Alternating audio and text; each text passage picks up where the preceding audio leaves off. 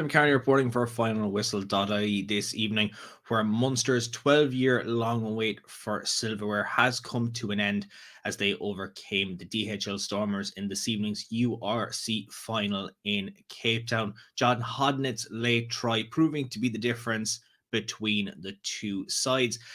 It was a fairly frantic start to the game, however. Both teams had possession, but Munster may have gifted the hosts a early try as Anton Frisch made a little bit of a blunder in his offload from a tackle. That allowed Manny Libok to take control of the ball and just saunter in over the try line from halfway for the opening score. A little tap over conversion right in front of the post followed, and a 7-0 lead from the host was exactly what they would have loved to have happened before the game had kicked off. Munster did reply in the 10th minute through Diarmuid Barn, a nice rolling maul, allowing Munster to get over for their opening try.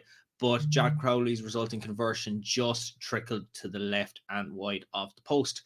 Munster did keep the pressure on, and for a lot of the opening half had the territory, they had the possession, but just struggled when it came to the scores. Evan Rue was sent to the sin bin just before the 20-minute mark as he strayed offside as Munster were creeping ever closer to the line. They were prone to making a few mistakes, however. Shane Daly had knocked it on just on the line as Anton Frisch got over for what looked like their second try, but that was ruled out.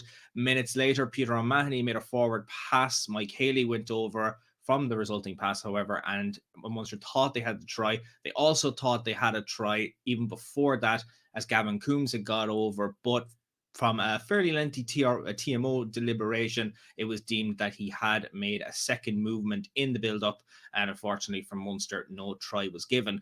They would get their try, however, in the 29th minute as Calvin Nash got over. A beautiful crossfield kick from Jack Crowley, seeing Nash gathered the ball on the right wing. A little bit of a fortuitous bouncing. The Stormers defender just loses footing, unfortunately, as far as they were concerned.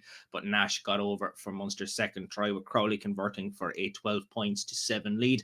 A lead they would take to half-time, but the biggest blow following that would be Peter O'Mahony's loss to a HIA as RG Snyman came on. Peter O'Mahony would not return to the field of play for the remainder of the contest. They defended relatively well at the end of the half, forcing the Stormers into mistakes, but some great turnovers, allowing Munster to take that 5-point lead to the break. 3 minutes into the second half, it looked like the Stormers were going to put it down to a 2-point game, but Libok's penalty just trickled right and wide of the post. The hosts then they turned the game on its head. They forced Munster into making a few mistakes, one of which saw Mike Haley go to the bin for a professional foul. And following that, they kept the pressure on, another penalty, allowing him to kick to the corner.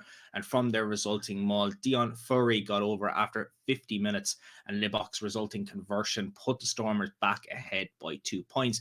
Munster kept going, they kept pressing, and eventually they would be rewarded with that John Hodnett try after 76 minutes of play. He got over in the corner after some lengthy phases of play going into the Stormers half, and Jack Crowley's conversion put the icing on the cake as far as they were concerned. He would go to the bin at the dying embers of the game, and Munster would finish the game with 14 men. But as far as they were concerned, they took the result as they won by 5 points in Cape Town. Final score from Cape Town this evening sees Stormers 14, Munster 19.